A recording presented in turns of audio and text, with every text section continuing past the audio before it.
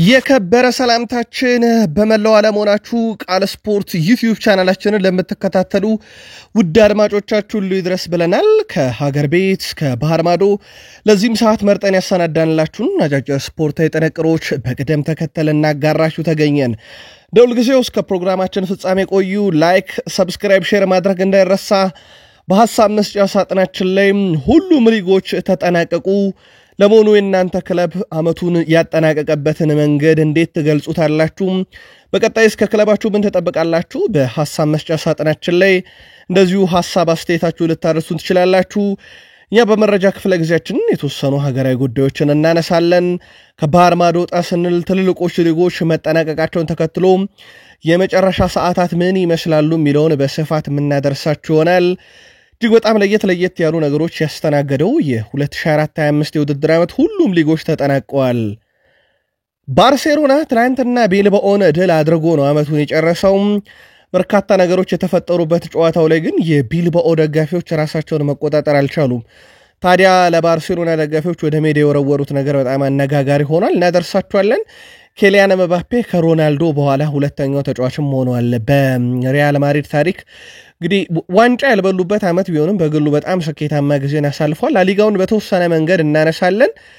የጣሊያን ሴሪ ፍጻሜውን ሲያገኝ ምናልባት ለሮማ በጣም አስቆጪ ዓመት ነው። እንግዲህ አንድ ነጥብ ብዙ ነገር አሳጥቷቸዋል። ከዛ በተጨማሪ ፍራንስ ሊግ ላይ ስድስተኛ ጊዜ አንድ ገድልን የፈጸመውን ፓሪስ ሰን ዠርሜንን እናነሳለን።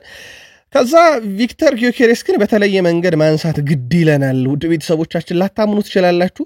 በአንድ የውድድር ዓመት 80 የግብ አስተዋጽኦን ይዞ ጨርሷል ቪክተር ጊዮኬሬስ። ልዩ ጥንቅራችን በስፋት ይመለከተዋል። ያው የዘንድሮ ዓመት ለየት የሚያደርገው ውድ ቤተሰቦቻችን ከዋንጫ የራቁ ቡድኖች ዋንጫ እያገኙ ነው። ትላንት ከ90 ዓመት በኋላ አንድ የአውሮፓ ትልቅ ክለብ ዋንጫ አግኝቷል። የዚህ ዓመት ለየት ያለ ክስተት ዋንጫና ርግብ ነው። ታዲያ ፓሪስ ሰን ዠርሜን በዚህ ስሌት ቀጣይ ቅዳሜ ሻምፒዮንስ ሊግን ያነሳ የሆነው በስፋት እንመለከተዋለን። በተወዳጁ የእንግሊዝ ፕሪሚየር ሊግ ሲጠናቀቅ ብዙ ድራማዎችን ተመልክተናል። በተለይ ደግሞ አልቢትርን የጨዋታ ዳኛን ከከሰሰው ጨዋታ ጨምሮ ክለቡን ላይለቅ ይችላል የተባለው የአሌክሳንደር ኢሳክ ጉዳይ፣ ቶትናም ሆትስፐርስ በእንግሊዝ ፕሪሚየር ሊግ ታሪክ የመጀመሪያው ተራፊ ቡድን ሆኗል። 22 ጨዋታን ተሸንፎ በርካታ መረጃዎችን እናነሳለን። ጆሴ ፔፕ ጋርዲዮላ ሻምፒዮንስ ሊግ ማለፍ ዋንጫ ከመብላት አይተናነስም ብለዋል። በቼልሲ በኩል የአውሮፓ ሻምፒዮንስ ሊግ መድረክ ሲመለሱ አንድ ቁልፍ ተጫዋቻቸውን ግን በተለየ መንገድ ማንሳት እንወዳለን። ኢኳዶሪያን አማካይ እናነሳለን። ከዛ በተጨማሪ ሻምፒዮኖቹ ሊቨርፑል ቤት ስንሄድ ለየት ያሉ መረጃዎችን ይዘናል። ሻምፒዮኖቹ ሊቨርፑሎች ውድ ቤተሰቦቻችን የአርኖልድን ስንብት አስመለከቱን። ሳላ በርካታ ሪካርዶችን ሰባበረ። አሰልጣኝ አርኔ ስሎት ያሉት በርከት ያለ ነገር አለ። ሰፋ ያለ ቡድን መረጃ ግን ለሊቨርፑል ደጋፊዎች በአጠቃላይ የምናደርሳችሁ ይሆናል። ማይክል አርቴታ ትላንት ከጨዋታው መጠናቀቅ በኋላ ሐሳብ ሲሰጡ መጀመሪያ ለሴቶቹ ምስጋና አቅርበዋል። የአውሮፓ ሻምፒዮንስ ሊግን ወደ እንግሊዝ ለሁለተኛ ጊዜ በማምጣታቸው። ከዛ በኋላ ደግሞ እንግዲህ በንዴት ቀጣዩን ዓመት እንደሚጀምሩ አስታውቀዋል። የ101 ዓመት ሁለት የተለያዩ ገድሎችን እናነሳለን። አንዱ በጣም መጥፎ ሪካርድ ነው፣ አንዱ በጣም ጥሩ የሚባለው ሪካርድ ነው። ከዛ በተጨማሪ አርሰናል ቤት በጣም አነጋጋሪ መረጃን ይዘንላችኋል። እሳቸው የሰጡትን መግለጫና የዝውውር መረጃን በስፋት ለአርሰናል ደጋፊ ስናነሳ፣ ከዛ በተጨማሪ የጆሽ ክሮንኬና የማይክል አርቴታን የሥራ ሂደት እንገመግማለን። የክረምት የዝውውር መስኮት ላይ በስፋት ተጨማሪ መረጃ ይዘናል። ዩናይትድ ብዙ ጣውረድን ካሳለፈበት ዓመት በኋላ ደረጃ ሰንጠረዡን ባንድ አሻሽሏል። ግን ሰበሩ ዜና ዩናይትድ ተጫዋች አስፈርሟል። የማንቸስተር ዩናይትድ የመጀመሪያ ፈራሚ፣ ሁለተኛ፣ ሶስተኛ፣ አራተኛ ፈራሚ እያልን ለዩናይትድ ደጋፊዎች ሰበር መረጃን እናደርሳቸዋለን። ምናልባት ዩናይትዳውያን በቀጣይ ሊካሱ የሚችሉባቸውን ዝውውሮች ሊያደርጉ ከጫፍ እንደደረሱም የተመለከትንበት ነው። ሩበን አሞሪ ለደጋፊዎች ያስተላለፉት መልእክት፣ ብሩኖ ፈርናንዴዝ በአንድ ክለብ ቢጫወት ኖሮ ዛሬ ስለ ንግስናው እናወራ ነበር ብሏል የዩናይትድ ሌጀንድ። በማንቸስተር ዩናይትድ በኩል ለየት ያሉ መረጃዎች ከዝውውር መረጃችን በተጨማሪ ይዘናል። እስከ ፕሮግራማችን ፍጻሜ ዛሬም እንደ ሁልጊዜው ቆዩ። ላይክ፣ ሰብስክራይብ፣ ሼር ማድረግ እንዳይረሳ። በሐሳብ መስጫ ሳጥናችን ላይ አመቱን ክለባችሁ ካጠናቀቀበት ይዘት አንጻር መልከታችሁ ልታጋሩን ትችላላችሁ። እኛ ሀገራዊ ጉዳይ አስቀድመን እንጀምር። የኢትዮጵያ ፕሪሚየር ሊግ ትላንትና ሁለት ጨዋታዎችን ተመለከትን። በ31ኛ ሳምንት ወላይታ ዲቻ ከመቻል ያደረጉት ጨዋታ ተጠቃሽ ነበር። 1-1 ነው ጨዋታ የተጠናቀቀው። ዮናታን ኤልያስ 47ኛው ደቂቃ ላይ ወላይታ ዲቻን መሪ አድርጎ ነበር። በኋላም ለመቻል 97ኛው ደቂቃ ላይ ኮሊን ኮፊ ኮጆ ባስቆጠራት ግብ ጨዋታው 1-1 በሆናቸው ውጤት ተጠናቀቀ። ሌላኛው ጨዋታ አዳማ ከተማ ከኢትዮ ንግድ ባንክ ያደረጉት ጨዋታ ነበረ። አዳማ ከተማ የአምናውን ሻምፒዮን ኢትዮጵያ ንግድ ባንክን 2-0 በሆነ ውጤት አሸንፏል። ነቢል ኑር 74ኛው ደቂቃና እንደዚሁም 81ኛው ደቂቃ ላይ ሁለቱን የማሸነፊያ ግቦች አስቆጥሯል። የኢትዮጵያ ፕሪሚየር ሊግ ዛሬ ሁለት ጨዋታዎች ይደረጉና የ31ኛ ሳምንት ሁሉ መርሃ ግብር ይጠናቀቃል። በዚህ መሰረት የ31ኛ ሳምንት የመጨረሻ ሁለት ጨዋታዎች ዛሬ በአዳማ ስቴዲየም መቀለ ሰባ እንደርታ ከስውል ሽረም፣ ሐዋሳ ከተማ ከፋሲል ከነማ ጨዋታቸውን የሚያደርግ ይሆናል። ወደ ባህር ማዶ ስፖርታዊ ጥንቅሮቻችን እንሻገር። ወደ ቤተሰቦቻችን ትላንትና የተወዳጁ የእንግሊዝ ፕሪሚየር ሊግ የፍጻሜ ቀን ነበረ። የኦፕታን እናደርሳችሁ አለን ሺረርና ሁስኮርድ እስከዚህ ሰዓት የዓመቱን ምርጣቸውን ይፋ አላደረጉም። ግን ኦፕታ ዓመቱን ባሳዩት እንቅስቃሴ የዓመቱ ምርጥ 11ን መርጧል። ሴልስን የኖቲንግሃም ፎረስቱን ግብ ጠባቂ በዋነኝነት መርጧል። ከቋሚ 11 ውስጥ አራቱ ተከላካዮች ግቫርዲዮል፣ ቨርጂል ቫንዳይክ፣ ሳሊባ እና አርኖልድ፣ ሁለት የአማካይ ስፍራ ተጫዋቾች ራይስ እና ግራቨንበርች፣ ሁለት የግራና የቀኝ የማጥቃት ስፍራ ላይ ማቲያስ ኩናህና ብሪያን መቤሞ፣ 9 ቁጥር ስፍራ ላይ ኢሳክና ሳላን መርጧል። የ4-2-4 የሚመስል አይነት ፎርሜሽን ነው በኦፕታ የዓመቱ ምርጥ 11 ተብለው የተመረጡት። ምናልባት ለፕሪሚየር ሊግ አፍቃሪያን እናስቀድመን እናደርስ ብለን ነው። የእንግሊዝ ፕሪሚየር ሊግ ሲጠናቀቅ 5 የዋንጫ ባለቤቶችን አስመልክቶናል። ምናልባት 6ኛውን ሮብ ሊያስመለክተን ይችላል ቼልሲ ካሸነፈ። እስካሁን ግን 5 ሻምፒዮኖች አሉ 24-25 ላይ። ሲቲ ኮሚት ሺልድን ዋንጫ አንስቶ ነው የጀመረው። ከዛ ሊቨርፑል ፕሪሚየር ሊግ፣ ኒካስል ዩናይትድ የካራባው ካፕ፣ እንዲሁም ክሪስታል ፓላስ የኤፍኤ ካፕ እና ቶትናም ሆትስፐርስን የዩሮፕ ሊግ ባለክብር አድርጓል። ምናልባት የምንጠብቀው ሮብ ቼልሲ ድል የሚያደርግ ከሆነ ነው። ከዛ ዓመቱን ደግሞ እንዳጠቃላይ ለመጨረስ ደግሞ የፊታችን ቅዳሜ በአውሮፓ ሻምፒዮንስ ሊግ በኢንተር ሚላን እና በፓሪስ ሰን ጀርሜን መካከል ጨዋታ ይደረጋል። ፕሪሚየር ሊጉ ግን በዚህ መልኩ ተጀምሮ ነው እንግዲህ የተጠናቀቀው። በክለቦቻችሁ ዘንድሮ ስኬት ደረጃ የእናንተ ክለብ የትኛውን ስኬት ይዞ አጠናቀቀ? በሐሳብ መስጫ ሳጥናችን ላይ እንደዚሁ ልታጋሩን ትችላላችሁ። የመጨረሻ ሳምንት የስፔን ላሊጋ የመጨረሻ ጨዋታ የነበረው ሻምፒዮኖቹ ባርሴሎና ከቢልባኦ ያደረጉት ጨዋታ ነበረ። ሻምፒዮኖቹ 3-0 በሆነ ውጤት ድል አድርገዋል። የሻምፒዮኖቹን ባርሴሎና 3 የማሸነፊያ ግቦች ሮቤርት ሌዋንዶስኪ 2ቱንና ዳኒ ኦልሞ ቀሪዋን ግብ አስቆጥሯል። በውጤቱ ተከትሎ ላሊጋውን በ88 ነጥብ ጨርሰዋል። ሪያል ማድሪዱ ተጫዋች ኬሊያን ምባፔ በ31 ግብ ኮከብ ግብ አግቢነቱ ሲያጠናቅቅ፣ ላሚን ያማል በውድድር ዓመቱ 13 ለግብ የሚሆኑ ኳሶችን በማመቻቸት በቀዳሚነት ጨርሷል። በዚህ መሰረት ሻምፒዮንስ ሊግ ባርሴሎና፣ ሪያል ማድሪድ፣ አትሌቲኮ ማድሪድ፣ አትሌቲኮ ቢልባኦ እና ቪላሪያል፣ ዩሮፕ ሊግ ሪያል ቤቲስ እና ሴልታ ቪጎ፣ ኮንፈረንስ ሊግ ሪዮ ቫይካኖን ሲያጠናቅቁ የዚህ ዓመት ጉዟችን በላሊጋው በቃን ያሉት ሌጋኔስ፣ ላስ ፓልማስ እና ሪያል ቫያዶሊድ ከላሊጋው ወደ ሁለተኛው ሊግ መውረዳቸውን እንደዚሁ በዚህ ዓመት አረጋግጠዋል።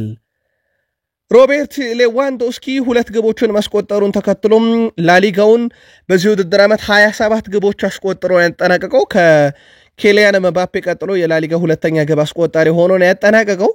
ታዲያ በጣም አስገራሚ ነገር ውድ ቤተሰቦቻችን 36 ዓመት ሆነው በኋላ 27 የላሊጋ ግቦችን ያስቆጠረ በታሪክ የመጀመሪያው ተጫዋች ነው። ከዚህ በፊት በላሊጋ ታሪክ ፑሽካሽ ነበረ 26 ግቦችን ያስቆጠረው 36 ዓመት ከሞላው በኋላ። ይህም ታሪክ የተፈጠረው 1963 ዓመተ ምህረት ላይ ነበር። ከዛ በኋላ ሮቤርት ሌዋንዶስኪ እናደረገ። በአጠቃላይ ሮቤርት ሌዋንዶስኪ በሃንስ ፍሊክ ስር በ123 ጨዋታ 125 ግብና 26 አሲስት በአጠቃላይ በ123 ጨዋታ 151 የግብ አስተዋጽኦን ይዞ ያጠናቀቀበት ዓመትም ሆኗል። ፍጹም የተለየ ዓመት ነበር ማለት ይቻላል ለሮቤርት ሌዋንዶስኪ። በዛ ላይ ደግሞ ሶስቱንም የሀገሪቱን ዋንጫ ሲያሳኩ በዚህ ቡድን ውስጥ በጣም ቁልፍ ሚና ነበረው። እንዳልኳችሁ በላሊጋው በኬሊያን ምባፔ ብቻ ነው የሚበለጠው። የቢልባኦ ደጋፊዎች ግን ትላንት ቡድናቸው በባርሴሎና ቢሸነፍ ብስጭታቸውን መቆጣጠር ቢያቅታቸው የተለያዩ የገንዘብ ኖቶችን አትመው ወደ ሜዳ ውስጥ ወርውረው ነበረ። የቢልባኦ ደጋፊዎች የባርሴሎና ተጫዋቾች ላይ የውሸትና ኮፒ የተደረገ ገንዘብ በመበተን የኢኮኖሚ ችግራችሁን ቀረፉበት እያሉን በስቴዲየም ሲዘምሩ ነበረ። ባርሴሎና ግን ዘንድሮ ብዙ ነገር ነው በላሊጋው የነጠቀው። በአጠቃላይ የላሊጋን የኮፓ ቴላሬን የስፔን ሱፐር ካፕን ዋንጫ ጭምር ጠራርጎ እንደወሰደ ይታወቃል። ኬሊያን ምባፔ ከሲአር7 ክርስቲያኖ ሮናልዶ 2015 በኋላ የአውሮፓ ወርቅ ጫማን ያሸነፈ የመጀመሪያው የሪያል ማድሪድ ተጫዋች ሆኗል። በስፔን ላሊጋም በመጀመሪያው ውድድር ዘመኑ ከ30 በላይ ጎል ያስቆጠረ ሶስተኛው ተጫዋች በመሆን በውድድር ዘመኑ አጠናቋል። ምናልባት በሪያል ማድሪድ ስንብት የገጠመው የሉካ ሞድሪች ጉዳይ አነጋጋሪነቱ እንደቀጠለ ነው። በስፔን በተደረገ ጥናት ከ7 ዓመት በታች የሆኑ 3000 ህፃናት ስማቸው ላይ ሉካ የሚል ቅጽል ስም ተገኝቶበታል። የሉካ ሞድሪች ተጽዕኖ በጣም አነጋጋሪ ሆኗል። በአመቱ መጨረሻም ከዓለም ክለቦች ዋንጫ በኋላ ክለቡን እንደሚሰናበት ይታወቃል። አትሌቲኮ ማድሪዶች ድል አድርገው ነው ዓመታቸውን የአውሮፓ ሻምፒዮንስ ሊግ ተሳታፊ ሆነው ያረጋገጡት። ግን ሁለት ተጫዋቾችን እናንሳ ከአትሌቲኮ ማድሪድ። ዩሊያን አልቫሬዝ 29 ግብና 7 አሲስት በውድድር ዓመቱ። አሌክሳንደር ሶሎሮስ ትላንት ሃትሪክ ሰራ 23 ግብና 2 አሲስት።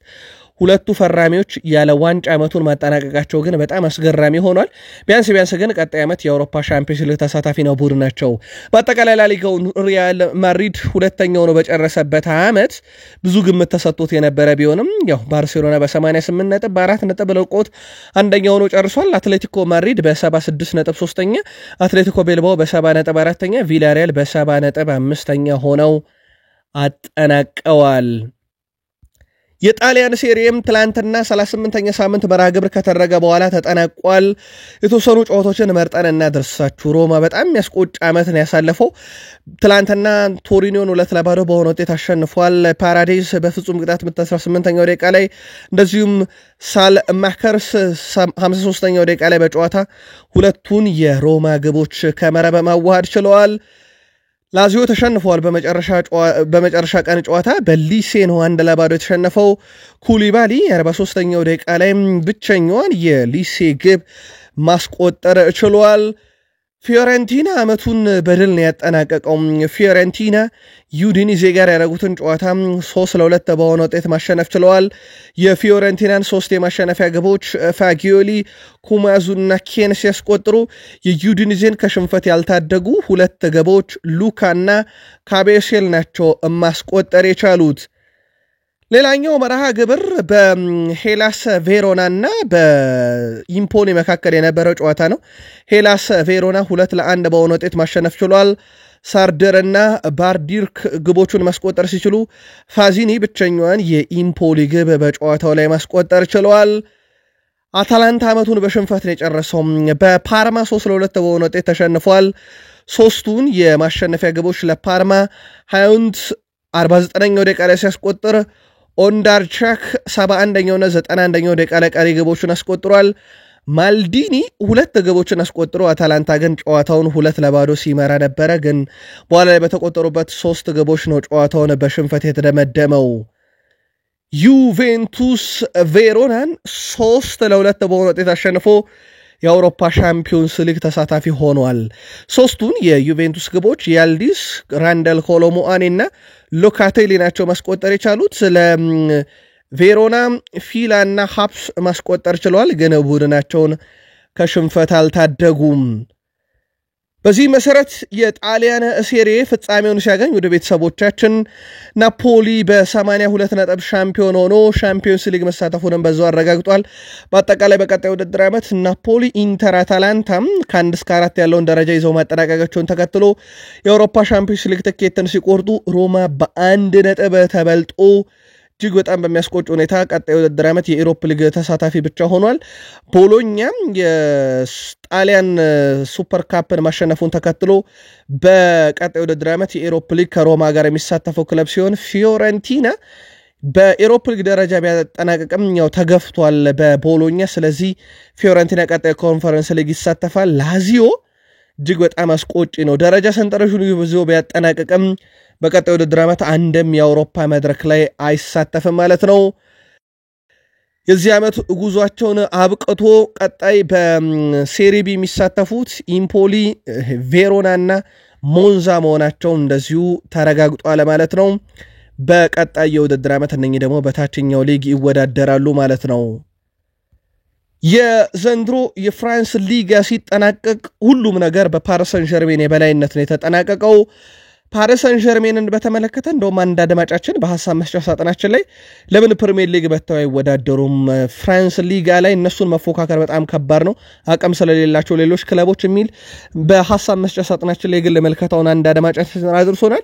ለማንኛውም ፓሪስ ሰን ዠርሜን በአንድ የውድድር ዓመት የፍራንስ ሊግ ሻምፒዮን እና የኩፕ ደ ፍራንስ ሻምፒዮን ሲሆን ለስድስተኛ ጊዜ ነው ሁለቱን በተመሳሳይ ዓመት ሲያሳካ። በአጠቃላይ ፓሪስ ሰን ዠርሜን በ84 ነጥብ የፍራንስ ሊግ ሻምፒዮን ሲሆን ማርሴይ ሁለተኛ፣ ሞናኮ ሶስተኛ፣ ኒስ አራተኛ፣ ሊል አምስተኛ ደረጃን ይዘው በፍራንስ ሊጋ ዓመቱን በዚህ መልኩ አጠናቀዋል። ስፖርቲንግ ሊዝበን የዘንድሮ ሻምፒዮን እንደሆኑ ይታወቃል በፖርቹጋል ፕሪሚየር ሊጋ። ትላንትና ደግሞ የፖርቱጋል ካፕን ሁለተኛውን ያስጨነቃቸውን ቤኔፊካን አሸንፈው ድል አድርገዋል። ልማደኛው ቪክተር ጊዮኬሬስክ ግብ አስቆጥሮ ነው እንግዲህ ወደ ድል እንዲያመሩ ያደረጋቸው። በጣም አነጋጋሪ ጨዋታ ነው። ይህን ጨዋታ ቤኔፊካ ኩኩ 47ኛው ደቂቃ ላይ ባስቆጠረው ግብ እስከ 111ኛው ደቂቃ ድረስ ይመሩ ነበረ። በጭማሪው 111ኛ ደቂቃ ጊዮኬሬስክ በፍጹም ቅጣት ምት ስፖርቲንግ ሊዝበንን 1-1 አድርጎ ጨዋታው ወደ 30 ደቂቃ እንዲጨመር አደረገ። ከዛ በኋላ ሃርደር በጭማሪው በ30 በተጨመረው ደቂቃ ላይ እንደዚሁም ትሪንካኦ መጨረሻው ደቂቃ ላይ ግብ አስቆጥሮ ጨዋታውን 3-1 አሸነፈው የዋንጫ ባለቤት ሆኑ። ከምንም በላይ ግን አነጋጋሪው ተጫዋች ቪክተር ጊዮኬሬስክ ነው። ውድ ቤተሰቦቻችን ብታምኑም ባታምኑም 80 ግብ አስተዋጽኦ ይዞ አጠናቋል ዓመቱን። 57 ጨዋታ በሁሉም መድረክ ለስፖርቲንግ ሊዝበን አድርጓል። 63 ግብ 17 አሲስት ቪክተር ጊዮኬሬስክ የ26 ዓመቱ ስዊድን አጥቂ በአጠቃላይ 23 ስፖርቲንግ ሊዝበንን ከተቀላቀለ በኋላ በፖርቱጋሉ ክለብ ያስመዘገበውን ቁጥር ካየን 102 ጨዋታ 97 ግብ በ102 ጨዋታ ግብ ያላስቆጠረው እንግዲህ በጥቂት ጨዋታዎች ብቻ ነው። በአምስት ጨዋታ ነው ግብ ያላስቆጠረው ማለት ነው። 28 አሲስት፣ 2 የፖርቱጋል ሊግ ከፍተኛ ግብ አስቆጣሪ ሽልማት፣ 2 ጊዜ የፖርቱጋል ሊግ አሸናፊ፣ 1 ጊዜ የፖርቱጋል ዳክ ሊግ አሸናፊ፣ 2 ጊዜ የፖርቱጋል እንግዲህ ጥሎ ማለፍ አሸናፊ መሆን ችሏል። ይህ ፍጹም የተለየ ውድድር ዓመት እንዲያሳልፍ አድርጎታልና ቀጣዩ ውድድር ዓመት ስፖርቲንግ ሊዝበንን በይፋ ይለቃል። የዘንድሮ የዋንጫ ድርቅ የማብቃት ታሪክ እንደቀጠለ ነው። ውድ ቤተሰቦቻችን የርግቦቹን ሰሞኑን ነግረናቸዋል። ተረኛው ደግሞ የቤልጂየሙ ፕሮ ሊግ ተሳታፊ ክለብ ነው። በ90 ዓመት ውስጥ አዲስ ሻምፒዮን አስመዝግቧል። የቤልጂየም ፕሮ ሊግ ዩኒየን ሴንት ግሎሶች በ90 ዓመት ውስጥ ለመጀመሪያ ጊዜ የሊግ ዋንጫ ዘንድሮ አሳክተው በቀጣዩ ውድድር ዓመት የአውሮፓ ሻምፒዮንስ ሊግ ተሳታፊ ቦታን አረጋግጠዋል። ምናልባት ይህ ከዋንጫ ጋር ድርቅ የመታቸውን ክለቦች የማገናኘት ዓመት የሆነው 2024-25 የውድድር ዓመት እንደለመደው ፓሪስ ሰን ዠርሜንን ከአውሮፓ ሻምፒዮንስ ሊግ ዋንጫ ያገናኘው የሆነው በትልቁ ይጠበቃል። ይህ ጨዋታ ደግሞ የሚደረገው የፊታችን ቅዳሜ አሊያንዝ አሬና ባየር ሙኒክ ስቴዲየም ላይ ነው። ተጋጣሚው ደግሞ ኢንተር ሚላን ነው። የእናንተ ነው የቀደመ ጨዋታ መልከታ ከዚህ የዋንጫ ድርቅ ከመታቸው ክለቦች ስኬት ጋር አያይዛችሁ ልታደርሱን ትችላላችሁ። የተወሰኑ አጫጭር መረጃዎችን እናደርሳችሁና ወደ ተወዳጁ የእንግሊዝ ፕሪሚየር ሊግ እንሻገር። ትላንትና ካርሎ አንቸሎቲ ብራዚል ደርሰዋል። ለመጀመሪያ ጊዜ ለብራዚል ብሔራዊ ቡድን ለማሰልጠን ፊርማቸውን ካኖሩ በኋላ በትላንትናው ዕለት ነው እንግዲህ በብራዚል ከተማ የደረሱት። ስለሆነም እስከ 2026 የዓለም ዋንጫ ድረስ ብሔራዊ ቡድን ያሰለጥናሉ። በዚሁ አንድ የአሰልጣኝ መረጃን ጠቁማችሁ አንቶኒዮ ኮንቴ አስደናቂ ውድድር ዓመት ከናፖሊ ጋር ካሳለፉ በኋላ ከክለቡ ጋር ሊለያዩ ከጫፍ መድረሳቸው እየተነገረ ይገኛል። መዳረሻቸው ዩቬንቱስ ሊሆን ይችላል እየተባለው ኔፕልን ከለቀቁ በኋላ የሳቸው አልጋ ወራሽ ይሆናሉ የተባለው ደግሞ እንደ ዲማርሲዮ ዘገባ ከሆነ ማሲሚሊያኖ አሌግሪ ናቸው እየተባለ ነው ቀጣይ ናፖሊ አሰልጣኝ ይሆናሉ የተባለው። ለማንኛውም በሩመር ደረጃ ከወደ ጣሊያን ያገኘናቸው መረጃዎች ናቸው። በቀጣይ አዲስ ነገር ካለ እናጋራችኋለን። ውድ ቤተሰቦቻችን ቃል ስፖርት ላይ ናችሁ። ተወዳጁ የእንግሊዝ ፕሪሚየር ሊግን ብቻ የተመለከቱ ተጨማሪ ስፖርታዊ ጥንቅሮችን እናደርሳችሁ በድጋሚ ከቃል ስፖርት ዩቲዩብ ቻናላችን ጋር መልካም ቆይታ ተመኘን። ትላንት ምሽት የነበሩ የእንግሊዝ ፕሪሚየር ሊግ የመጨረሻ ሳምንት ጨዋታዎችን በምሽት የስፖርት የመረጃ ክፍለ ጊዜ ወዲያው በፍጥነት ነበር ያደረስናችሁ። ስለዚህ ተጨማሪ መረጃዎችን ደግሞ እናጋራችሁ ውድ ቤተሰቦቻችን። በማንቸስተር ዩናይትድ ተሸንፎ ከሻምፒዮንስ ሊግ ተሳትፎ የተሰናከለው አስቶን ቪላ ለሊጉ ቅሬታ ሊያቀርብ ነው ውድ ቤተሰቦቻችን። አስቶን ቪላ በጨዋታ የነበረው ዳኛ ላይ ነው ከፍተኛ ቅሬታ እንዳለ የተገለጸው። አስቶን ቪላ ለጨዋታው ልምድ ያለው ዳኛ መመረጥ ነበረበት የሚል እምነት እንዳላቸው ነው ዘ አትሌቲክ ያስነበበው። አሰልጣኝ ኡናይ ኤምሬ ከጨዋታው በኋላ በሰጡት አስተያየት ዳኛውን አነጋግሬዋለሁ፣ የማስበው ያውቃል፣ ተጨማሪ አስተያየት መስጠት አልፈልግም፣ ጉዳዩን ግን ለሚመለከተው አካል እናሳውቃለን ብለዋል። በጨዋታው ላይ ማርቲኔዝ በቀይ ካርድ ወጥቷል፣ አስቶን ቪላ አንድ ግብ ተሽሮብናል የሚል ቅሬታን ይዘው ያመራሉ። በተለይም ዋና ቅሬታቸው ግን የተሻረብን ግብ ተገቢ አይደለም የሚል ነው።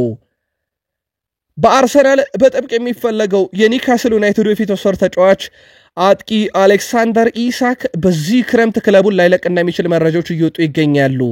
ኒውካስል ዩናይትድ ለአውሮፓ ሻምፒዮንስ ሊግ ማለፉን ተከትሎ አሌክሳንደር ኢሳክ በክለቡ እንደሚቆይ ነው መረጃዎች እየወጡ የሚገኙት። በተለይም ለኒውካስል ቅርብ የሆኑ ምንጮችን ዋቢ ያደረገው ዘ አትሌቲክ ማረጋግጦታል። ኒውካስል ዩናይትድ ለሻምፒዮንስ ሊግ ባያልፍ የተጫዋቹ ፈላጊ ክለቦች እድላቸው ለመሞከር ዝግጅት ላይ ነበሩ ነው ያለው ዘ አትሌቲክ። አሌክሳንደር ኢሳክ በዘንድሮ የውድድር ዓመት 23 የፕሪሚየር ሊግ ግቦችን አስቆጥሯል። ከዛም በላይ ደግሞ ክለቡ በቀጣይ የውድድር ዓመት የአውሮፓ ሻምፒዮንስ ሊግ ተሳታፊ ይሆናል። 150 ሚሊዮን ፓውንድ በላይ ነበረ ኒውካስል ራሱ ለጥፎበት የነበረው። ለማንኛውም ፈላጊዎችን በተወሰነ መንገድ በሂሳቡ ምክንያት ተቀዛቅዘው ነበር። አሁን ደግሞ ክለቡ የአውሮፓ ሻምፒዮንስ ሊግ ተሳታፊ በመሆኑ ምክንያት በእንግሊዝ ፕሪሚየር ሊግ ታሪክ ውድ ቤተሰቦቻችን 38 ጨዋታን አንድ ክለብ ያደርጋል። ታዲያ አንድ ክለብ 38 ጨዋታዎችን ያደርጎ 22 ጨዋታ ከተሸነፈ በፕሪሚየር ሊጉ ተርፎ ያቅም የተረፈ ብቸኛው ቡድን ቶትንሃም ሆትስፐርስ ነው። ትላንትና በሜዳውና በደጋፊ ፊት 4-1 ያውም እየመራ ነው 4 ግብ ተቆጥሮበት የተሸነፈው በብራይተን ኤንድ ሆቭ አልቢዮን። በፕሪሚየር ሊጉ ታሪክ በአመት 22 እና ከዛ በላይ ጨዋታ ተሸንፎ አንድም ክለብ ተርፎም በፕሪሚየር ሊጉም አልፎም ማያቅም። ይህን ያደረገ ብቸኛው ክለብ ቶትንሃም ነው። ያውም በሳምንቱ አጋማሽ የእንግሊዝ ግዙፉን ክለብ ማንቸስተር ዩናይትድን በኢሮፕ ሊግ አሸንፈው የዋንጫ ባለቤት ሆነው የሚቀጥለው የውድድር ዓመት የሻምፒዮንስ ሊግ ተሳታፊ መሆናቸውን ባረጋገጡ በጣት የሚቆጠሩ ያህል ቀናቶች ውስጥ የፕሪሚየር ሊጉን ደረጃ ሰንጠረዥ ቢያንስ 17ኛ እንኳን ሆነው ማጠናቀቅ የማይችሉበትን ውጤት ማስመዝገብ ሳይችሉ ቀርተዋል። ዲያን ዊሰን የመጨረሻ ጨዋታውን ለበርንማውዝ ሲያደርግ የበርንማውዝ የሲዝኑ ምርጥ ተጫዋች ተብሎ ሽልማት ተበርክቶለታል። በዛውም ተሰናብቷል።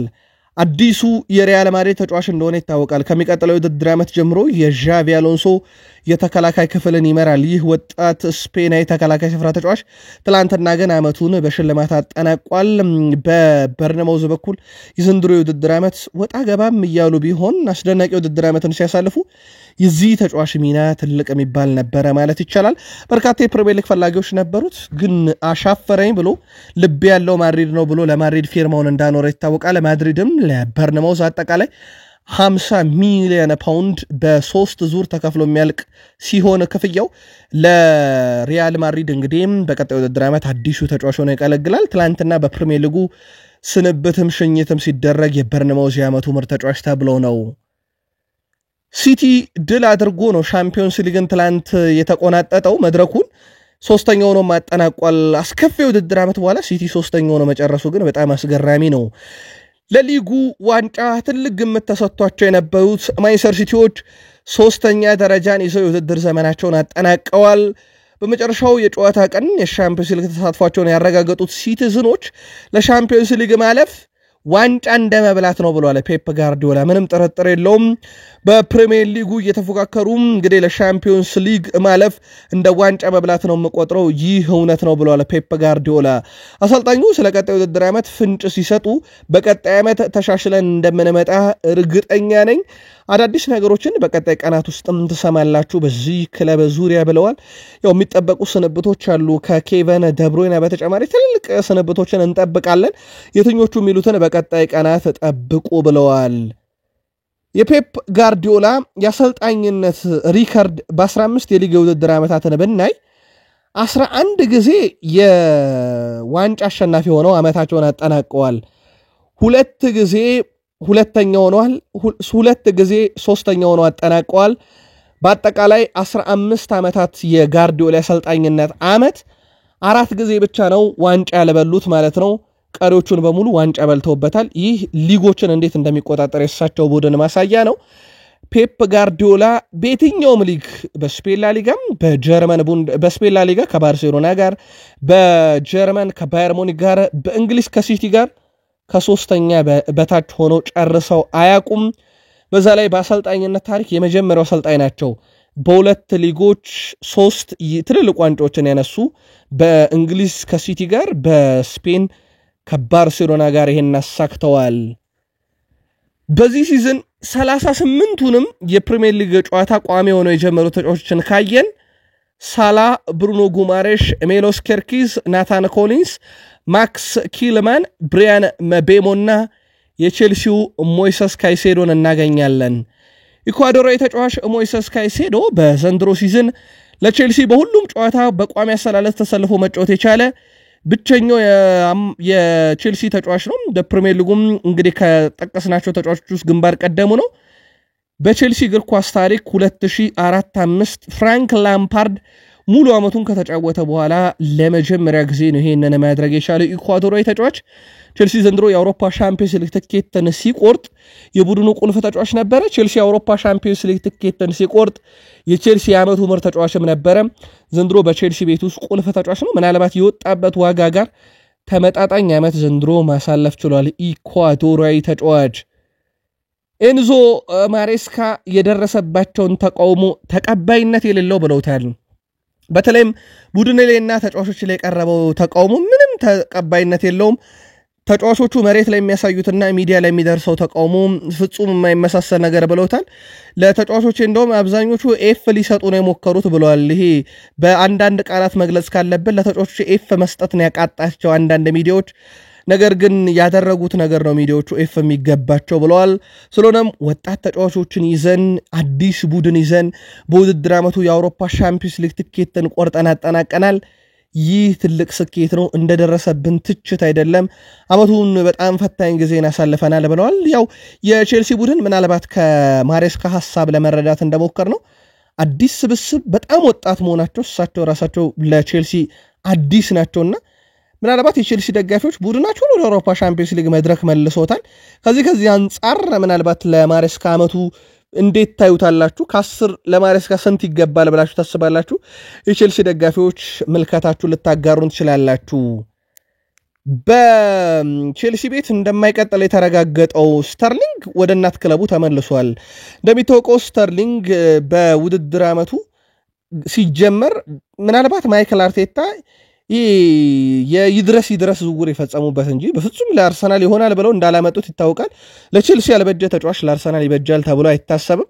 ለማንኛውም ስተርሊንግ ወደ እናት ክለቡ ቼልሲ ተመልሷል። ትላንት ለመጨረሻ ጊዜ ጨዋታ ካደረገ በኋላ በአርሰናል መለያ በጣም ደካማ የውድድር ዓመት ነበር። 28 ጨዋታ ተቀይሮና እየገባ ቋሚ ሆኖ ማለት ነው አድርጓል። በአርሰናል መለያ 12 ጨዋታ በቋሚነት ነው የጀመረው። 1 ግብ ብቻ ነው ያስቆጠረው፣ 4 አሲስት፣ 1 የጨዋታ ኮከብ ሽልማት፣ 17 ድሪብል ሞከረ። እንግዲህ በትንሽ ነው ያሳካው፣ በጣም ዝቅተኛ 4 ቢጫ ካርድ ተመልክቷል። በአማካኝ በጨዋታ የተሰጠው ሬቲንግ 5 ነው። በአጠቃላይ ባደረገው ጨዋታ በአማካይ ካየ ነው። ለማንኛውም ወደ ቼልሲ ተመልሷል። ቼልሲ በቀጣዩ ውድድር ዓመት ፈላጊ ካለ ለመሸጥ ክፍት ነኝ ብለዋል። ደጋፊው ለክለቡ ያደረኩትን አንድ ቀን ይገነዘባል ብለዋል። ትሬንት አሌክሳንደር-አርኖልድ በእንባ በተሸኘበት የምሽቱ ጨዋታ ላይ እንግሊዛዊ መስመር ተጫዋች አሌክሳንደር-አርኖልድ በአንፊልድ የገጠመውን አቀባበል እንዳልጠበቀ ገልጿል። ባለፈው ከተፈጠረው ነገር በኋላ በአንፊልድ ያልጠበቅኩት ነው የሆነው ብሏል። አርኖልድ ለሊቨርፑል የመጨረሻ ጨዋታውን በተጫወተ ጊዜ ማለት ነው። አክሎም ደጋፊዎች አንድ ቀን ለሊቨርፑል ያደረኩትን ነገር ሁሉ እንደሚገነዘቡ ተስፋ አደርጋለሁ ሲል ተደምጧል። የተደረገልኝ ያህል ድጋፍና ፍቅር ተሰምቶኝ አያውቅም። ዛሬ የህይወቴ ምርጡ ቀን ነበር ብሏል። በአንፊልድ በተወሰነ መንገድ በተለይም እነ ክሎፕ ከተማጸኑ በኋላ እነ አርኔ ስሎት ካስጠነቀቁ በኋላ ትላንትና መርጎምጎሞች ሁሉ ጸጥ ብለው ደማቅ ሽኝት ሲደረግለት እሱም በእንባ ታጅቦ ነበር የተሸኘው። ትሬንት አሌክሳንደር-አርኖልድ በአጠቃላይ መጨረሻ ጨዋታውን በአንፊልድ ካረገ በኋላ 259 ጨዋታ 171 አሸነፈ፣ 54 አቻ፣ 34 ሽንፈት ገጥሞታል። 516 የግብ ዕድሎችን ፈጥሮ 121 ትልቅ የግብ ዕድሎችን ፈጥሮ 72 ክሊንሺት አስመዝግቦ 64 አሲስት አድርጎ 18 ግብ ካስቆጠረ በኋላ 2 የፕሪሚየር ሊግ ዋንጫ፣ 1 የአውሮፓ ሻምፒዮንስ ሊግ በትልቅ ደረጃ ልናነሳቸው የምንችል ዋንጫዎችን አሳክቶ ነው ከሊቨርፑል የተሰናበተው። መዳረሻው የት ካላችሁ የዣቪ አሎንሶ ቡድን ሪያል ማድሪድ ሎስ ብላንኮች በቀጣዩ ውድድር ዓመት ነጩን መለያ ለብሶ ዳኒ ካርቫሃል በሚመላለስበት የቀኝ ተከላካይ ስፍራ ቦታ ላይ ክንፉን ማለት ነው ይዞ ይጫወታል። ትሬንት አሌክሳንደር-አርኖልድ በሎስ ብላንኮች ከሚቀጥለው ውድድር ዓመት ጀምሮ አርኔ ስሎት በቻልነው አቅም ጥሩ ተጫዋቾች ቀደም ብለን በማስፈረም ስብስባችንን እንዲቀላቀሉ እናደርጋለን ብለዋል። ቀጣዩ ውድድር ዓመት ይህንን ጊዜ ለመድገም ብዙ ምክንያቶች አሉ። ነገር ግን እኛ ብቻ አይደለንም የምንፋለመው። ከዚህ በኋላ እረፍታችንን አጣጥመን ለቀጣዩ ውድድር ዓመት መዘጋጀት አለብን ብለዋል። በዋነኝነት የሳላህንና የቨርጅል ቫንዳይክን ኮንትራት ማግኘታችን የምንፈልጋቸው ተጫዋቾች ናቸውና ይህ በአውንታዊ ነገር እመለከተዋለሁ ብለዋል። አርኖልድ እንደዚህ አይነት ድንቅ ክለብ እየለቀቀ ነው፣ ያውቀዋል፣ ይሰማዋል። ከ20 ዓመት በኋላ ከሄድክ ግዴታ ነው፣ ሆድ ይብሳል፣ ክለብን መናፈቅም የተለመደ ነው ብለዋል። ይህን ዋንጫ ከሌላ ክለብ ጋር በፍጹም ማንሳት አልሻመም ብለዋል አርኔ ስሎት። አርኔ ስሎት በቀጣዩ ውድድር ዓመት እንግዲህ ከዋንጫው ጋር በተያያዘ ከ4 ሳምንት በፊት ነው ማሰብ የጀመርኩት ብለዋል። እንዴት ይህንን ዋንጫ እንደግመዋለን የሚለውን። ከዛ በተጨማሪ አርኔ ስሎት ጥሩ ተጫዋቾች እንፈልጋለን፣ በተለምዶ በትልልቅ ክለቦች እየተጫወቱ የሚገኙና ትልቅ ተጫዋቾች እናመጣለን። ይህ ክለብ ዛሬ አይደለም ዝውውር የጀመረው፣ አመቱ ሲጀመር ጀምሮ ዝውውር እንደምናደርግ እናውቀው ነበር ብለዋል። ሳላህ በዚህ ሲዝን 38 ጨዋታ አደረገ፣ 29 ግብ 18 አሲስት ካደረገ በኋላ የፕሪሚየር ሊጉ ሻምፒዮን፣ የፕሪሚየር ሊጉ የዓመቱ ምርጥ ተጫዋች፣ የፕሪሚየር ሊጉ ከፍተኛ ግብ አስቆጣሪ፣ የፕሪሚየር ሊጉ ከፍተኛ አሲስት አድራጊ ሆኗል። በፕሪሚየር ሊግ ታሪክ 4 ጊዜ የወርቅ ጫማ ያሸነፉ 2 ተጫዋቾች ስናገኝ ሳላህ እናገኛለን። አስቀድሞ ቴሪ ዳንኤል ሆነሪ በአርሰናል መለያ ደግሞና ደጋግሞ አድርጎት ነበረ ማለት ነው። ሳላም በግብ ደረጃ ኢሳክን አስከትሎን የጨረሰው። ከኢሳክ ያላቸው የግብ ልዩነት 6 ነው። በአሲስት ደረጃ ሳላም ከተከታዩም ያለው ከመርፊ በተመሳይ 6 ነው። በግብም በአሲስትም ከተከታዮቹ በ6 ልቆ ነው ማጠናቀቅ የቻለው። ክለቡ በትክክለኛው መንገድ ላይ ነው ያለው ሳላህ አንዳንድ ጥሩ ጊዜዎችን እናሳልፈናል፣ አንዳንድ ገና ያልተጠናቀቁ ነገሮችም አሉ። በእርግጥ ጥሩ ዜና ይላል ሳላህ ከጨዋታው በኋላ ለነበረው ቃለ መጠይቅ ያጠናቀቅናቸውና ሊጠናቀቁ ከጫፍ የደረሱ ዝውውሮች ስላሉ ቀጣይ ዓመት አሁንም ጠንካራው ቡድን እኛ እንሆናለን ብለዋል። ቨርጅል ቫንዳይክ ይህ ክለብ ወደዋለው፣ ለ2 ዓመት በማራዘሜ በጣም ደስተኛ ነኝ ብለዋል። የማይታመን ነው። ከቶትናም ጋር በሻምፒዮንነት ያረጋገጥንበት ቅጽበት ከ4 ወራት በፊት ተሰምቶኝ ነበረ። ለእናቴ ለባለቤትና ለልጆቼ የማይታመን ጊዜ እንደሚሆን ነግሬያቸው ነበር ብለዋል። ሪያን ግራቨንበርች በጨዋታው የዓመቱ ምርጥ ተጫዋች ተብሎ ቅዳሜ ተመርጦ በ24 ሰዓት ባልሞላ ጊዜ በጨዋታ በቀይ ካርድ ተባሯል። በርግጥ ድንቅ ዓመት ነው ይላል ሪያን ግራቨንበርች። ደጋፊዎችን እንግዲህ ካያቸው ልዩ ጊዜ ነው እዚህ በመሆኔና የዚህ አካል በመሆኔ ኩራት ይሰማኛል።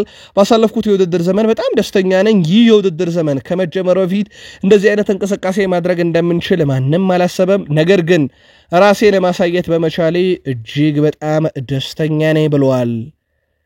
ከሊቨርፑል ይሰናበታሉ ተብለው የሚጠበቁ በርካታ ተጫዋቾች አሉ።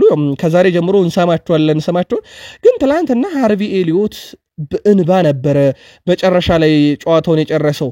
ከዚህ ቀደም ከብራይተን ጋር ካከናወነው 37ኛ ሳምንት የሊግ ጨዋታ በኋላ በሊቨርፑል የሚኖረው የወደፊት ቆይታ ምናልባት በክረምቱ ሊገታ እንደሚችል ተጠቁሞ ነበረ። ኤሊዮት በትላንትናው ዕለት ሲያነባ ነበርና ምናልባት ሲያነባ የተመለከተው አርኖልድን ነው። ያው እንደሚሰናበት 100% ከተረጋገጠ በኋላ ኤሊዮት ግን ያነባበት ምክንያት እርግጥ ባይሆንም በርካታ ከእንግሊዝ አካባቢ የሚወጡ መረጃዎች ግን የሃርቪ ኤሊዮትም የመጨረሻ ዓመት ነው፣ በቀጣይ ቀናት አዲስ ክለብ ያፈላልጋል እያሉ ይገኛሉ። ሻምፒዮኖቹ ሊቨርፑሎች ቀናቸውን በዚህ መልኩ ነበር ያጠናቀቁት። አሰልጣኝ ማይክል አርቴታ ቡድን ደግሞ ለሶስተኛ ጊዜ ሁለተኛ ሆኖ ጨርሷል። በሴቶች ሻምፒዮንስ ሊግ ድልም ኮርተናል ብለዋል እሳቸው። የመድፈኞቹ ዋና አሰልጣኝ ማይክል አርቴታ ከሊጉ የመጨረሻ መርሃ ግብር በኋላ አስተያየታቸውን ሰጥተዋል። የሴቶች ቡድን በአውሮፓ ሻምፒዮንስ ሊግ ባስመዘገበው ድል ሁሉም የቡድን አባላት ጨዋታውን እየተከታተሉም ነበረ። በጣምም ተደስተናል። ጨዋታውን ከመጀመሪያው እስከ 90 ደቂቃ በኤምሬስ እንደተከታተሉት ገልጸዋል። ቡድናቸው ስለ ቀጣዩ ውድድር ዓመት ዝግጅት የጠየቁት አሰልጣኙ ስለ ቀጣዩ ውድድር ዓመት ማሰብ የምንጀምረው 100% ከዛሬዋ ቀን ጀምሮ ነው ሲሉ ተደምጠዋል አሰልጣኝ ማይክል አርቴታ። የመድፈኞቹ ዋና አሰልጣኝ ማይክል አርቴታ የሚቀጥለው የውድድር ዘመን በጉጉት መጠበቅ መጀመራቸውን ገልጸው ስለ ቀጣዩ ዓመት ማሰብ መጀመራችን ይታወቅ ብለዋል። የምንወያይባቸውና ውሳኔ የምናሳልፈባቸው የተወሰኑ ነገሮች ዛሬ ጠብቁ ብለዋል። ስለሚቀጥለው የውድድር ዓመት ሳስብ ንዴትና ደስታ ይተናነቀኛል የሚሉት አርቴታ ይህ ጥሩ ምልክት ነው ብለዋል። ለቅድመ ውድድርና ለዓመቱ የመጀመሪያ ሳምንት የተዘጋጁ እቅዶች ከ2 ወይም 3 ወራት በፊት ተዘጋጅተን ተጠናቋል። ስለዚህ በቀጣይ ለአርሰናል ደጋፊዎች ማብሰር ብቻ ነው የሚቀረን ብለዋል። አርሰናል ከ101 ዓመት በኋላ 2 የተለያዩ ታሪኮችን አስመዝግቧል። ለመጀመሪያ ጊዜ አንድ ተጫዋች እንኳን በፕሪሚየር ሊግ 10 ግብ ማስቆጠር አልቻለም። ይሄ ከ101 ዓመት በኋላ ለመጀመሪያ ጊዜ ነው። ከሃቨርትዝ 9 ግብ ጉዳት፣ ጋብሪኤል ማርቲኔሊ 8 ግብ የብቃት መውረድ፣ ሌሳንድሮ ማርቲኔዝ 8 ግብ። ይሄ ወጥ ያለመሆን ችግር ነው። አርሰናል ያለ 9 ቁጥር ተጫውቶ ዓመቱን 10 ሲደመር ግብ ቢያገኝ ነው የሚያስገርመው። ለማንኛውም አርሰናል ከ101 ዓመት በኋላ ለመጀመሪያ ጊዜ አንድም ተጫዋቹ 10 ግብ ሳያስቆጥር ፕሪሚየር ሊጉ ተጠናቀቀ። አርሰናል በትላንትናው ዕለት ደግሞ ከ101 ዓመት በኋላ ክብረ ወሰኑን መንጠቅ ችሏል። የነጠቀው ደግሞ ከሊቨርፑል ነው። በእንግሊዝ ፕሪሚየር ሊግ ታሪክ በየውድድር ዓመቱ የመጨረሻ ሳምንት ጨዋታ ለተከታታይ 13 ዓመት ያሸነፈ ክለብ ሊቨርፑልና አርሰናል ነበሩ። ታዲያ 101 ዓመት በኋላ ሊቨርፑል ከ1911 እስከ 1924 አርሰናል ደግሞ ከ2011 እስከ 2024 በጋራ ያዙት ሪከርድ ለአንዴና ለመጨረሻ ጊዜ በአርሰናል መዳፍ ስር ወድቋል። አርሰናል በፕሪሚየር ሊጉ የውድድር ዓመት በየዓመቱ በመጨረሻ ሳምንት ሲያሸንፍ የትላንትናው ለ14ኛ ጊዜ ሆኗል ማለት ነው። ዌስት ብሮሚሽ አልቢዮንን 3-2 በማሸነፍ የተጀመረው የድል ጉዞ ሳውዝሃምፕተንን 2-1 በማሸነፍ ሪከርዱን የግላቸው አድርገውታል። ይህም ማድረግ የቻለ ብቸኛው የእንግሊዝ ፕሪሚየር ሊግ ክለብ የሆነው አርሰናል ቀጣይ ዓመት የሚያሸንፍ ከሆነ ደግሞ ክብረ ወሰኑን እንደዚሁ እያጠናከረው የሚሄድ ይሆናል። በእንግሊዝ ፕሪሚየር ሊግ ታሪክ አንድም ቡድን ለ4 ዓመት ተከታታይ ሁለተኛ ወጥቶ አያውቅም። አርሰናል ታዲያ ቀጣይ ዓመት ሁለተኛ ላይ ወጣ የሚችልበት ሌላ ስሌት እያሉት ነው በርካቶች። በእንግሊዝ ፕሪሚየር ሊግ ታሪክ ደግሞ አንድ ግጥምጥሞሽ አለ። ካሁን ቀደም ለ3 ዓመት ተከታታይ ሁለተኛ ሆኖ የወጣ ቡድን በቀጣዩ ዓመት ዋንጫን አሳክቷል። 3 ዓመት በተከታታይ ሁለተኛ ወጥቶ በአራተኛ ዓመቱ ሊጉን ያሸነፈው ቡድን ማን ነው ካላችሁ ደግሞ ራሱ አርሰናል ነው። ይሄን ገድል ይፈጽም የሆነው ቀጣይ ዓመት ይጠበቃል ማለት ነው። ማይክል አርቴታ ስለ ካላፊዮሪ ሲጠየቁም ለመጨረሻዎቹ ጨዋታዎች ዝግጁ መሆኑን ለማረጋገጥ ብዙ ምርመራዎች አድርገናል። በጉዳቱ ምክንያት 2 ወይም 3 ሳምንት ዘግይቶ ነበር እና ለሱ ረፍት መስጠት ስለነበረብን ነው ይሄን ያደረግነው ብለዋል። ለማንጸባረቅ ነገሮችን ለማመዛዘን እና ጉልበታችን ለማደስ ጊዜው አሁን ነው ወቅቱ ለሁላችንም ከባድ ነበር በክለብ ውስጥ ያለን ባህልና አስተሳሰብ እስከ መጨረሻው ቀን ድረስ ባለን ሀብቶች በከፍተኛ ደረጃ ለማከናወን በመናረገው ነገር ሁሉ ደግፎናል በያስባለው የነበረብን ጉዳት ጎርቶናል ብለዋል ትላንትና በአርሰናል በኩል እንግዲህ ሳሊባና ጋብሪኤል ማጋሌሽ ሁለቱንም ያልተመለከትንበት ሲሆን ይሄም ከ4 ዓመት በኋላ ለመጀመሪያ ጊዜ እነኚህ ሁለቱን ሳይስ ተጫውቷል አርሰናል ከዙር ጋር በተያዘው ውድ ቤተሰቦቻችን በአርሰናል በኩል በአንድሪያ ቤርታ ጋር በመሆን በነበሩ ውይይቶችና ሂደቶች ቤንጃሚን ሸሽኮና ቪክተር ጊዮኬሬስ አንዳቸው ወደ ቡድኑ ማምጣት ወሰነናል ያሉት ማይክል አርቴታ በቀጣይኛው የተጫዋች ይምጣ በሚለው ጉዳይ ላይ ግን ከውሳኔ እንደርሳለን ብለዋል ከዚህ ጋር በተያዘ ቪክተር ጊዮኬሬስ ትላንት ከጨዋታው መጠናቀቅ በኋላ ወደ አርሰናል ታመራለህ ሆይ ተብሎ ተጠይቆ ነበር ምንም የማውቀው ነገር የለም የኔ ትኩረት ባለፉት ጨዋታዎችና ትላንት በነበረው ፍጻሜ ጨዋታ ላይ ነበር የሚፈጠር ነገር አዲስ ነገር ካለ ታዩታላችሁ ሲል ተደምጧል በአርሰናል በኩል ግን ትልልቅ ለውጦች እንደሚኖሩ ጆሽ ከሬንኬም በክለቡ መስራት የሚፈልገው ነገር እንዳለና በማይክል አርቴታ እምነት እንዳለው ቀጣይ ዓመትም ዝውውሮች እንደሚደረጉላቸው አረጋግጠዋል ማንቸስተር ዩናይትድ ምናልባትም በክለቡ የመስረታ ታሪክ ውስጥ እጅግ በጣም መጥፎ ዓመት ካሳለፈ በኋላ ትላንትና አመቱን በድል አጠናቀቀ ሌላ ድል ግን በዩናይትድ የማቲያስ ኩንሃን ዝውውር መጨረሳቸው ነው ማንቸስተር ዩናይትዶች የመጀመሪያ ፈራሚያቸው ማቲያስ ኩንሃ እንደሚሆን 100% ተረጋግጧል ትላንትና ከወልቭስ ጋር ከነበረው የመጨረሻ ድርድር በኋላ ማንቸስተር ዩናይትዶች የወልቭሱን ተጫዋች ማቲያስ ኩንሃን በተለያየ ጊዜ በሚከፈል የ62.5 ሚሊዮን ፓውንድ የዝውውር ሂሳብ ለማስፈረም ከስምምነት ደርሷል ኩንሃ በዩናይትድ ቤት እስከ 2031 የሚያቆይ የ5 ዓመት ኮንትራት ሲደመር አንድ ማለት ነው በትላንትናው ዕለት እንደሚፈርም ሲረጋገጥ በማንቸስተር ዩናይትድ በኩል የመጀመሪያው የክረምት ተፈራሚ ሆኗል ማለት ነው ማቲያስ ኩንሃ ለማንቸስተር ዩናይትድ አንድም የአውሮፓ መድረክን እንደማይጫወት ክለቡ ያወቀ የመጀመሪያው ፈራሚ ሆኗል ይህ ለዩናይትድያን እጅግ በጣም አስደሳች የሚሆን ነው በጥቂት ቀናት ውስጥ ወይም በ24 እና በ48 ሰዓት ውስጥ የሕክምና ምርመራውን በካሪንግተን ተገኝቶም ያደርጋል ለዩናይትድያን ይህ አስደሳች የሚባለው ዜና ነው ማንቸስተር ዩናይትዶች ቫን ሃን ጨምሮ በብዙ ግብ ጠባቂዎች ላይ ፍላጎት አሳይተዋል አንድሬ ኦናናን ከስብስብ ውጭ ካደረገ በኋላ ቀጣይ ክለብ እንዲያፈላልግ ልክ እንደ አሌሃንድሮ ጋርናቾ ሁሉ ተነግሮታል የተባለው ኦናና ቁጥር 1 ግብ ጠባቂ ተተኪ ዩናይትድ እያፈላለገ እንደሆነ ይታወቃል በዚህ መሰረት ቫን ሃን የቶሪኖ ግብ ጠባቂ በዋነኝነት በማንቸስተር ዩናይትድ አንድሬ ኦናናን እንዲተካ የተያዘው ተጫዋች ሲሆን የማንቸስተር ዩናይትዱ ሶስተኛ ግብ ጠባቂ ቶም ሂተን በትላንትናው ዕለት ከቡድኑ ጋር ስንብት አላረገም በዚህ መሰረት እስከ 2026 የሚያቆየውን ኮንትራት ለመፈራረም ከጫፍ መድረሱንም ፋብሪዚዮ ሮማኖ አስነብበዋል ብሪያን ምቤሞ ዝውውር ሁኔታ ላይ በውስጥ ውይይቶች ተካሂደው ተጠናቋል ግን እስካሁን ምንም ተጨባጭ ነገር እንደሌለ ነው ፋብሪዚዮ ሮማኖ ያስነበበው ዩናይትድ በሱ ላይ ፍላጎት እንዳለው ይታወቃል ውይይቶች ተደርገዋል የውይይቱን ጭብጥ ግን ማግኘት አልተቻለም ብለዋል ብሪያን ምቤሞ በማንቸስተር ዩናይትድ ለረጅም ጊዜ ሲፈለግ ነበር በአርሰናል ደግሞ የቡካዮ ሳካ ተተኪ እንዲሆን ሲፈለግ የነበረ ተጫዋች እንደሆነ ይታወቃል ክለቡን እንደሚለቅ ራሳቸው ቶማስ ፍራንክ አረጋግጠዋል ቢዝነስ እንሰራበታለን ነው ያሉት ቃል በቃል ትልቅ ገንዘብ ከቀረበ ለመሸጥ ፈቃደኛ ሲሆኑ ብሪያን ምቤሞ በትላንትናው ዕለት አዲስ ክብረ ወሰን አስመዝግቧል 20 የፕሪሚየር ሊግ ግቦችን ለብሬንትፎርድ ያስቆጠረ ሁለተኛው ተጫዋች በመሆን የመጨረሻ የሊግ ጨዋታም በሜዳቸው ኦልድ ትራፎርድ ያደረጉት ማንቸስተር ዩናይትዶች አስቶን ቪላን 2-0 ካሸነፉ በኋላ በስቴዲየም ለተገኙ ደጋፊዎቻቸው ሩበን አሞሪም ቃል ገብተዋል አሰልጣኝ ሩበን አሞሪም ባለስተላለፉት መልእክትም እነዛ ውብና ጥሩ ጊዜያት በቅርቡ እንደምትመለከቱት ልነግራችሁ ወዳለው ሲሉ ተደምጠዋል አስቀድመው ይቅርታ የጠየቁት አሰልጣኙ ለዘንድሮ የውድድር ዘመን ይቅርታ ጠይቃለሁ በሬና በተጫዋቾቼ እንዳዘናችሁ ይገባኛል ብለዋል ማንኛውም ፈተና ማለፍ የሚችል ብቸኛው የዓለማችን ክለብ ቢኖር ማንቸስተር ዩናይትድ ነው ብለዋል ሩበን አሞሪም ካስታወሳችሁም ሩበን አሞሪም አመቱ ሲጀመር ወይም እሳቸው ወደ ቡድኑ መተው ሲጀምሩ ማዕበል እየመጣብን ነው ብለዋል ቀጣይ አመት ግን ይሄን ማዕበል እናልፈዋለን ብለዋል ሩበን አሞሪም ከጨዋታው በኋላ አርብ በተለይ በኤሮፓ ሊግ ከተሸነፉ በኋላ ማለት ነው ወደ ሞናኮ በረራ ያደረጉ ሲሆን ባልተለመደ መልኩ በማንቸስተር ዩናይትድ የሥራ አስፈጻሚ ኮሚቴ ስብሰባ ላይ የተገኘ ሲሆን ይህም አሰልጣኝ የማያካተት የክለቡ ባለቤቶችና የሥራ አስፈጻሚዎች ወራዊ ስብሰባ ላይ ነው እንዲገኝ የተደረጉት። ከስብሰባውም በኋላ ሩበን አሞሪም በክለቡ እንደሚቆዩና ግዢ እንደሚደረግ ክለቡን እንዲያጠናክሩትም ፍቃድ እንደተሰጣቸው ነው የተረጋገጠው።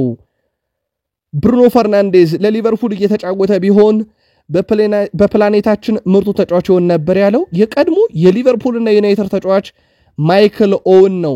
የሳውዲ አረቢያ ክለብ ረብጣ ብር ይዞ ወደ ዩናይትድ እየገሰገሰ ነው። የብሩኖና የዩናይትድ ምላሽ በዚህ ሳምንት ይጠበቃል። በፕሪሚየር ሊግ በተለምዶ ቢግ ሲክስ ከሚባሉ ክለቦች አንድም የአውሮፓን ትኬት ያልቆረጠው የሩበን አሞሪም ቡድን ማንቸስተር ዩናይትድ ሲሆን ትላንትና ጥሩ የሚባለው ነገር አስቶን ቪላን ሲያሸንፉ 10 ኢላማ የጠበቀ ሙከራ አድርገዋል። ይህም በሩበን አሞሪም ስር የመጀመሪያው ሆኖ ተጠናቋል። አመቱ ማንቸስተር ዩናይትድ አመቱን እንዲያጠናቀቀ ማለት ነው። ውድ ቤተሰቦቻችን የዩናይትድ ደጋፊዎች ክለባችሁ ማቲያስ ኩናን አስፈርመዋል። ኦልሞስት የተጠናቀቀ ዝውውር ማለት ይቻላል። ቀጣይ እነማን በሜዳ ክፍላችሁ ሊያስፈልጋል እነማን በዚህ ቡድን ድጋሜ ልታዩአቸው አትፈልጉም? በሐሳብ መስጫ ሳጥናችን ላይ ያስፍሩልን። በአጠቃላይ ፕሪሚየር ሊጉ ሲጠናቀቅ ሻምፒዮንስ ሊግ ሊቨርፑል፣ አርሰናል፣ ማንቸስተር ዩናይትድ፣ ቼልሲ፣ ኒውካስል ዩናይትድ፣ ቶትናም፣ ኤሮፓ ሊግ አስቶን ቪላና ክሪስታል ፓላስ፣ ኮንፈረንስ ሊግ ኖቲንግሃም ፎረስት እና ብራይተን ሆኖ አጠናቀዋል። ከፕሪሚየር ሊጉ ይህ ዓመት በቃን ብለው እጅ ሰጥተው የወረዱት ሌስተር ሲቲ፣ ኢፕስዊች ታውን፣ ሳውዝሃምፕተን እነማን ወደ ፕሪሚየር ሊጉ አደጉ ካላችሁ ሊድስ ዩናይትድ፣ ሰንደርላንድ እና በርንሌ ሆኖ አጠናቀዋል ማለት ነው። በግል ክብር ደረጃ ግብፃዊ የፊት ወሰር ተጫዋች ሳላ በ29 ግቦች ከፍተኛ ግብ አስቆጣሪ ሲሆን 47 የግብ አስተዋጽኦን በማበርከት በእንግሊዝ ፕሪሚየር ሊግ በአንድ የውድድር ዓመት በርካታ የግብ አስተዋጽኦን ያስመዘገበ ተጫዋች ሆኖ የአንዲ ኮልና የአለን ሺረርን ሪከርድ ተጋርቷል። ቼልሲ በአውሮፓ ሻምፒዮንስ ሊግ ተሳትፎን ከረጅም ጊዜ በኋላ ይዞ ሲያጠናቀቅ አርሰናል ለሶስት ተከታታይ ዓመት ሁለተኛ ሆኖ ፕሪሚየር ሊጉን አጠናቋል። ማንቸስተር ዩናይትድ በ42 ነጥቦች 15ኛ ደረጃን ይዞ ማጠናቀቁ አነጋጋሪ ሲሆን ሊቨርፑል በፕሪሚየር ሊጉ በሰበሰባቸው ነጥቦች በ84 ነጥብ ድል አድርጓል። ሊጉ አሸናፊነት ቀድሞ የሚያረጋገጠው ሊቨርፑል ነበር። ቃል ስፖርትም በየሊጎቹ ቀን ጨዋታ በተደረገ ቁጥር ከስር መረጃን አደረስናችሁ። የዛሬን ስፖርታዊ ጥንቅር እዚህ ጋር እናብቃና ከጥቂት ደቂቃዎች በኋላ እንመለስ። ለነበረን ጊዜ ከልብ አመሰገን። ሰናይ ቀን